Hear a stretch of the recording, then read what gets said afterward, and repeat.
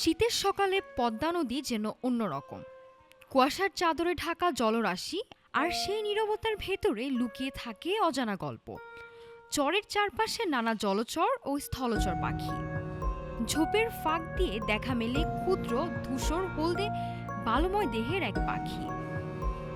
এবার আর সন্দেহ নেই, এটি বিরল ইসাবেলাইন হুইটিয়ার। ছোট্ট এই অতিথি এক মুহূর্তের জন্য হলেও প্রকৃতিকে আমাদের কাছে নিয়ে আসে। দৈর্ঘ্যে মাত্র 15 থেকে 17 সেন্টিমিটার, গাঢ় বাদামি কালো ডানা, বালুরঙা বুকে শ্যামলা আভা, সাদা লেজের গোড়া।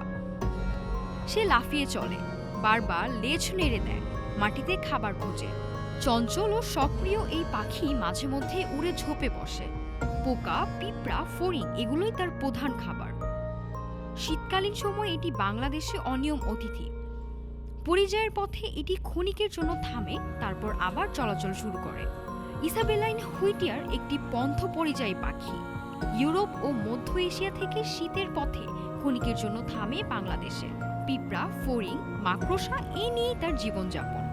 নতুন বছরের শুরুতে পদ্মার চরে এমন এক বিরল অতিথির দেখা পাখিপ্রেমীদের কাছে যেন এক টুকরো আনন্দ, এক টুকরো ইতিহাস। নাফিসা সামিয়া, ঢাকা টুডে।